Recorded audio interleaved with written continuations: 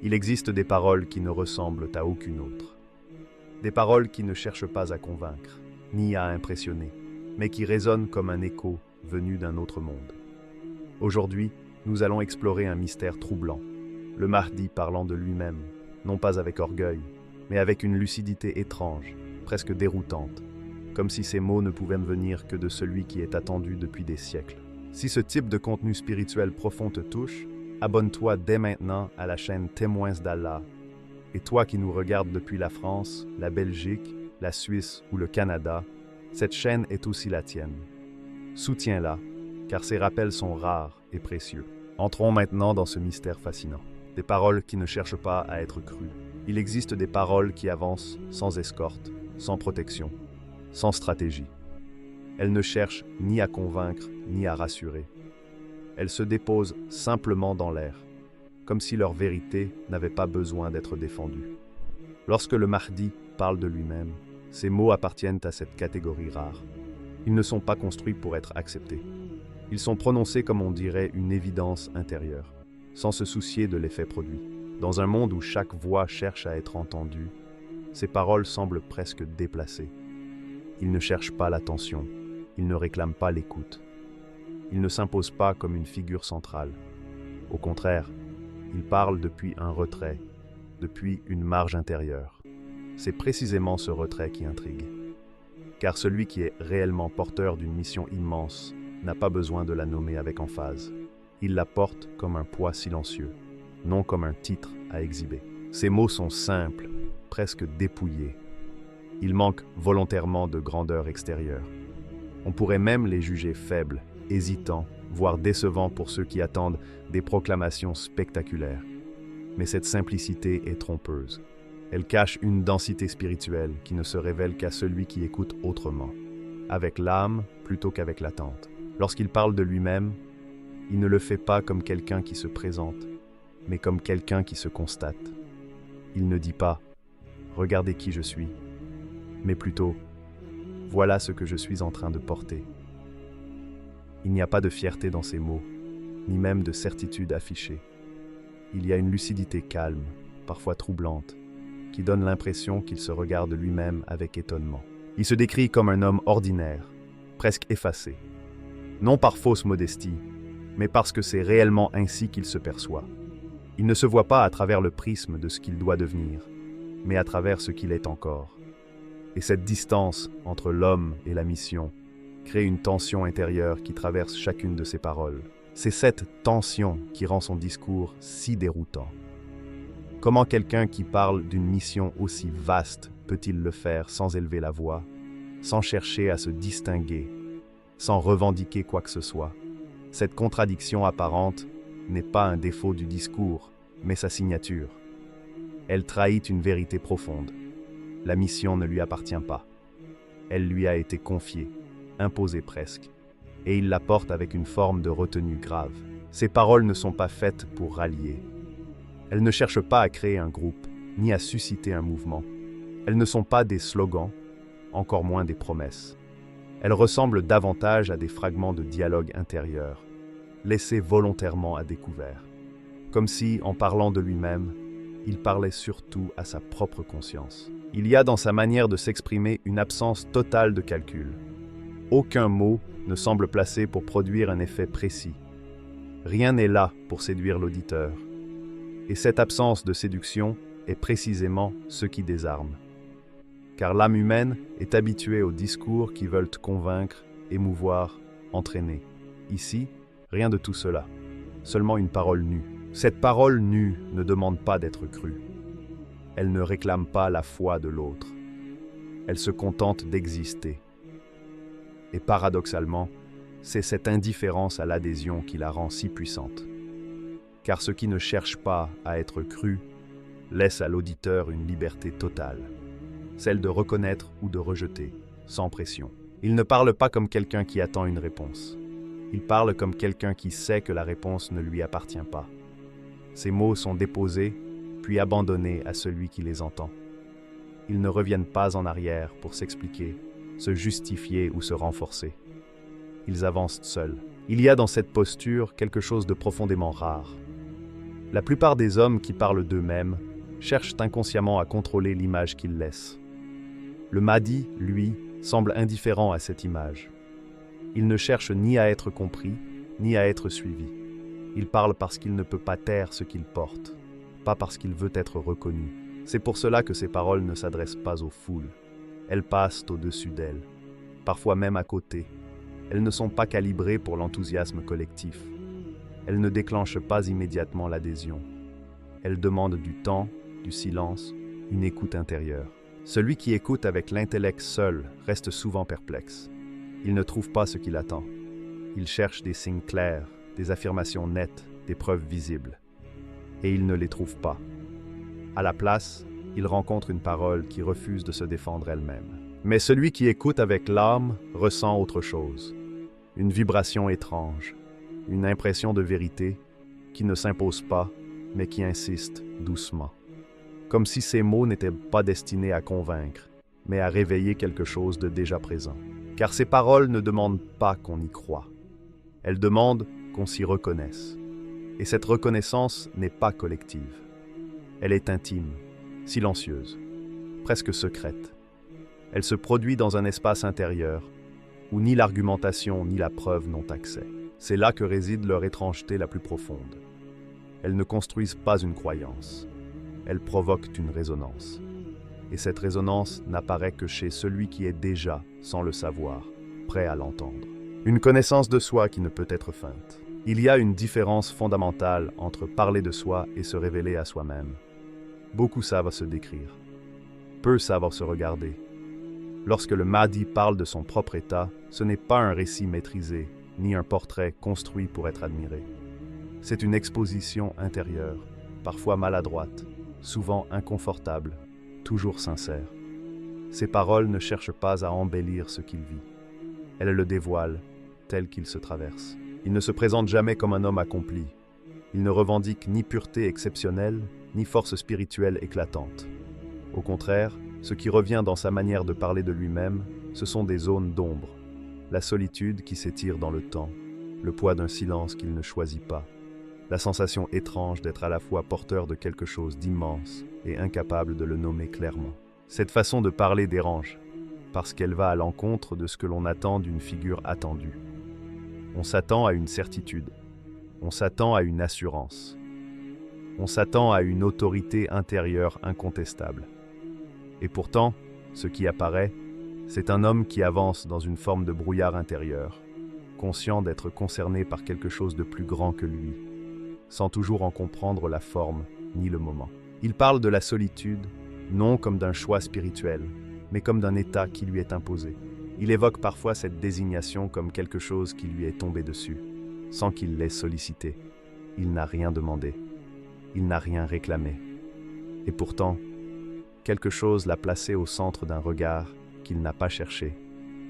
Cette situation crée une forme de décalage intérieur, être attendu sans s'être présenté. Ses paroles ne tentent jamais de justifier cette désignation.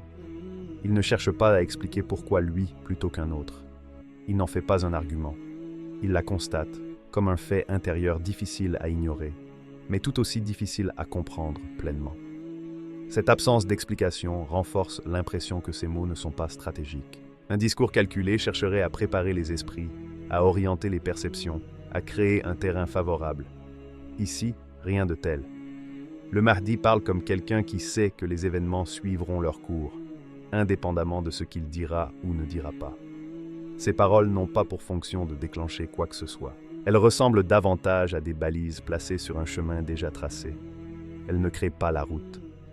Elles la signalent. Et encore, de manière discrète, presque effacée. Il n'y a pas de volonté de guider les autres. Il y a seulement le besoin de dire ce qui est, à un niveau qui dépasse l'instant. Cette relation au destin est l'un des aspects les plus troublants de son discours. Il ne parle pas comme quelqu'un qui construit son avenir. Il parle comme quelqu'un qui reconnaît un avenir déjà écrit, sans pour autant en connaître tous les détails. Il y a là une forme de soumission intérieure, non pas passive, mais lucide. Il accepte l'idée que certaines choses arriveront, qu'il le veuille ou non. Et cette acceptation ne se traduit pas par une résignation froide, mais par une sérénité mêlée de crainte. car reconnaître l'inévitabilité d'un événement ne le rend pas moins lourd à porter. Ces paroles portent souvent cette double tonalité, le calme de celui qui sait que rien ne peut être empêché, et l'inquiétude de celui qui mesure le poids de ce qui vient. Cette combinaison est rare. La plupart des hommes oscillent entre la peur et la bravade, lui semblent habités par une gravité tranquille.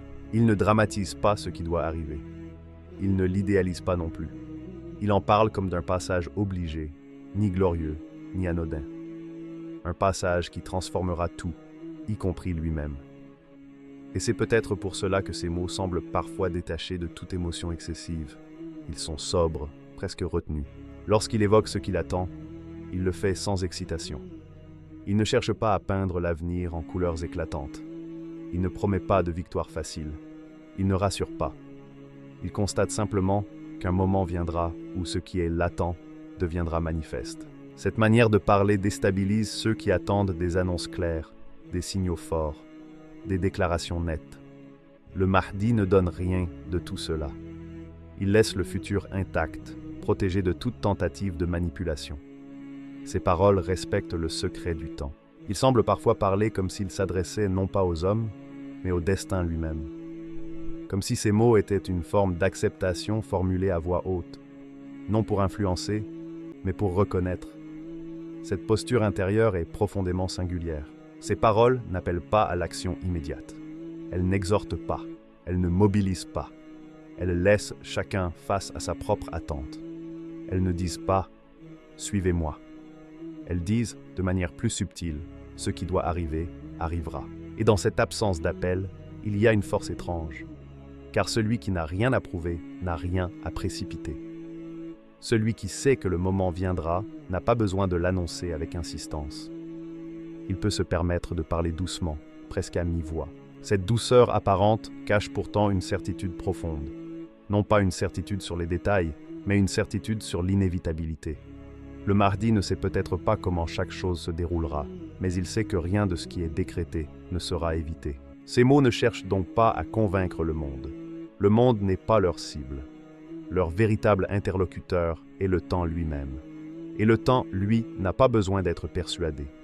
Il attend simplement que l'heure arrive. L'étrangement familier, quand l'âme reconnaît la vérité. Il arrive parfois que des paroles nous atteignent, avant même que nous ayons le temps de les comprendre. Elles ne demandent pas la permission de l'intellect. Elles traversent les défenses, contournent l'analyse et s'installent directement dans une zone plus profonde. Beaucoup de ceux qui entendent le Mahdi parler de lui-même décrivent exactement cela. Une sensation déroutante de familiarité, comme si ces mots ne venaient pas de l'extérieur, mais de l'intérieur. Ce sentiment n'a rien de rationnel. Il ne repose ni sur des arguments, ni sur des preuves, ni sur une logique démonstrative. Il ressemble plutôt à une reconnaissance intime, immédiate, presque instinctive. Comme lorsque l'on retrouve un lieu que l'on n'a jamais visité consciemment, mais que l'on reconnaît sans hésitation. Quelque chose dit « cela, je le connais », sans pouvoir expliquer pourquoi. Cette impression de déjà entendu n'est pas liée à la répétition. Ce ne sont pas des idées que l'on aurait lues ailleurs.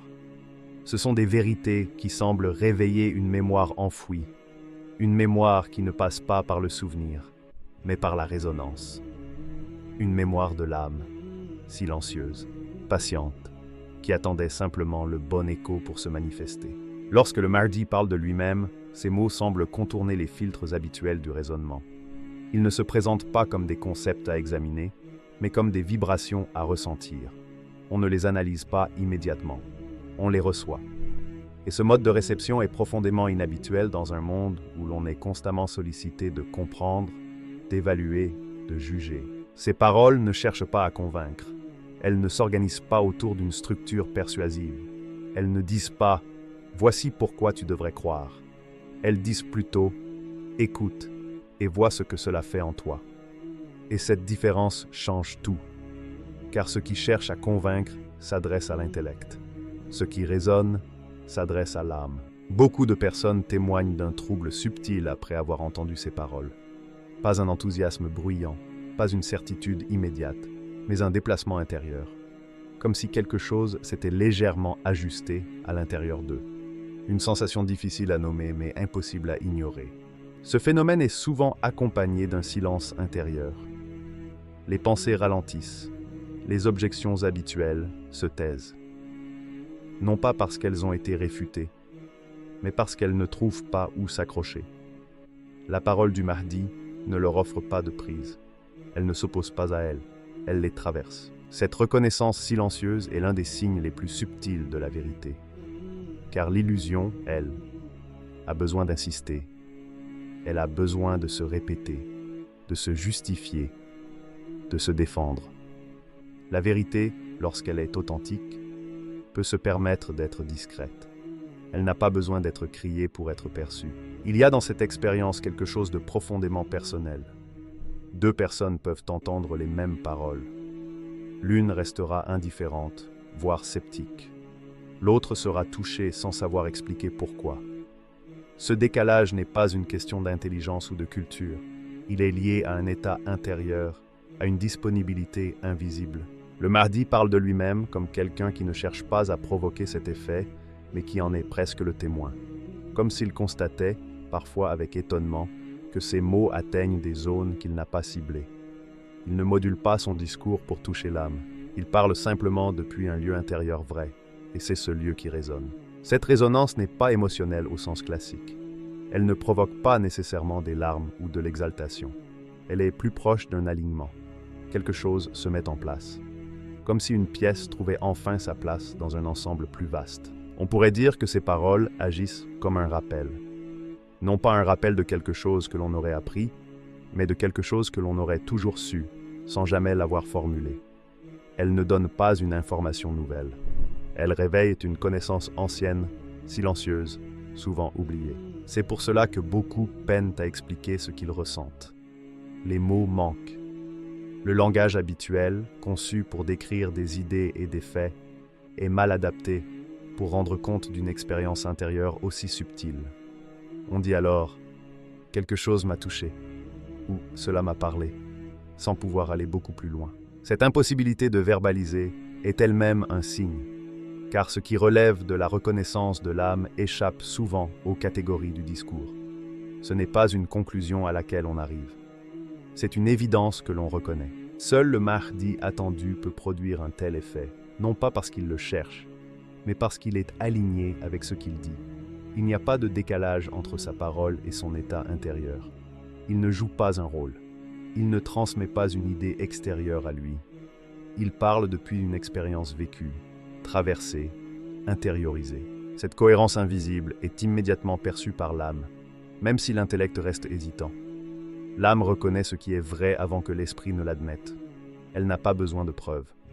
Elle fonctionne par affinité, par correspondance. Il y a dans cette reconnaissance quelque chose de profondément silencieux. Elle ne pousse pas à proclamer. Elle n'appelle pas à convaincre les autres. Elle reste souvent intime, presque secrète.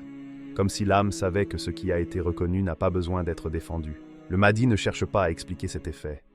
Il ne le théorise pas. Il le laisse se produire ou non, selon les cœurs. Il sait, peut-être instinctivement, que cette reconnaissance ne peut être forcée. Elle arrive ou elle n'arrive pas.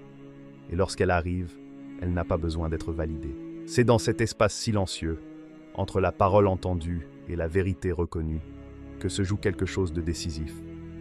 Un moment où l'âme, sans bruit, sans éclat, dit simplement « Ceci est vrai ». Pourquoi ces paroles ne peuvent être comprises que tard?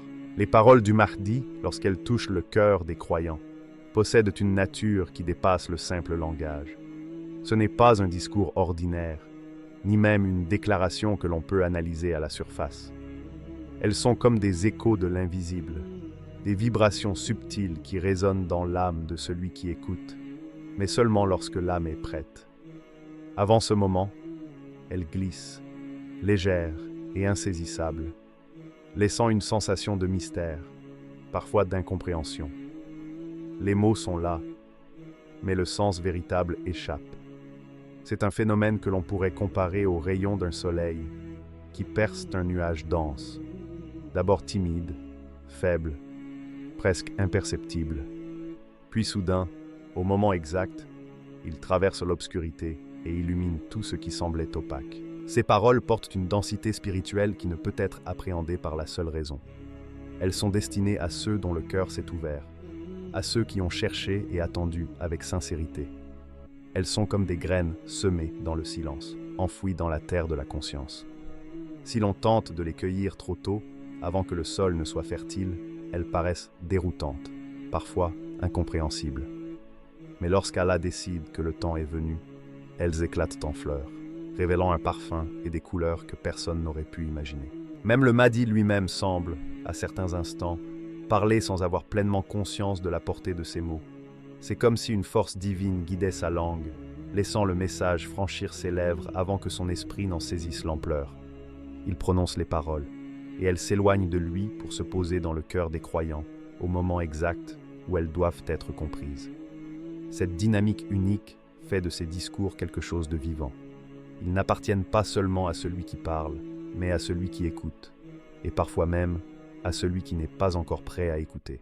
Ce décalage temporel entre la parole et sa compréhension est un des signes les plus fascinants de la dimension spirituelle du Mahdi. Il ne s'agit pas d'un simple retard de perception, mais d'un mécanisme divin qui ajuste le temps de la révélation au rythme de l'âme humaine. La vérité contenue dans ces mots ne s'épuise jamais. Elle reste suspendue dans l'air, attendant de rencontrer la conscience, prête à la recevoir. Ce n'est pas un hasard si certains disent qu'une parole prononcée par lui aujourd'hui ne sera pleinement comprise que des années plus tard. C'est comme un diamant que l'on regarde sous différents angles. Selon la lumière et le temps, il révèle de nouvelles facettes. Il existe dans l'histoire des moments où des paroles de sages, de prophètes ou de guides spirituels n'ont trouvé leur sens qu'après de longues années. Mais dans le cas du Mahdi, cette temporalité est encore plus profonde. Ce qu'il dit touche non seulement l'esprit humain, mais aussi l'âme collective. Ces paroles traversent les frontières de l'individuel pour atteindre une dimension universelle. Elles agissent comme des clés, cachées dans des énigmes, destinées à ouvrir des portes qui ne s'ouvriraient jamais si l'esprit humain n'était pas prêt à franchir le seuil. À cet égard, la patience devient un instrument nécessaire pour toute personne qui cherche à comprendre ces paroles. Il ne s'agit pas simplement d'attendre le temps qui passe, mais de préparer son cœur, de le purifier et de le rendre réceptif. Car la compréhension ne se limite pas à la logique ou à l'analyse intellectuelle. Elle est une expérience intérieure. Elle implique la sensibilité, l'humilité et la capacité à reconnaître qu'il existe des vérités qui dépassent toute mesure humaine. Le Mahdi, par ses paroles, nous enseigne cette dimension de la sagesse. La vérité n'est jamais imposée, elle se révèle quand le cœur est prêt. De plus, ces paroles possèdent une double vie. Elles existent simultanément dans le monde visible et dans le monde invisible. Certaines expressions peuvent sembler simples à l'oreille, mais dans le royaume des significations cachées, elles sont des instructions, des signes, des rappels, des lumières qui guident l'âme. Il y a des mots qui éveillent la conscience, d'autres qui réveillent la mémoire de l'âme, et d'autres encore qui agissent comme des avertissements silencieux. Mais cette richesse ne peut se dévoiler que progressivement, selon la maturation intérieure de l'individu. Enfin, le caractère tardif de la compréhension souligne un point essentiel. Le Mahdi n'est pas seulement un messager de mots, il est un messager de temps et de destin. Ses paroles sont inscrites dans un calendrier spirituel que seul Allah connaît parfaitement. Chaque mot, chaque phrase, chaque murmure a sa place dans l'ordre divin des choses, et l'être humain, dans sa quête de compréhension, apprend à respecter ce rythme. Comprendre trop tôt serait comme cueillir un fruit avant qu'il n'ait atteint sa saveur parfaite. On ne goûterait qu'un écho de sa réalité, pas sa plénitude. Ainsi, chaque parole prononcée par le Mahdi est un voyage, une invitation à la patience, à l'introspection et à la foi. Elles ne sont pas seulement des phrases, mais des expériences spirituelles destinées à s'incarner dans la vie de ceux qui savent attendre et chercher. Et lorsque le temps vient enfin, lorsque le cœur est prêt, ces paroles révèlent leur véritable essence. Elles deviennent des guides lumineux, des révélations précieuses, capables de transformer la perception et l'existence de ceux qui les accueillent. Le Mahdi qui parle de lui-même en des termes étranges et merveilleux ne cherche ni à être suivi, ni à être cru. Il parle parce qu'il ne peut pas faire autrement. Ces mots ne sont ni un appel, ni une revendication, mais un signe.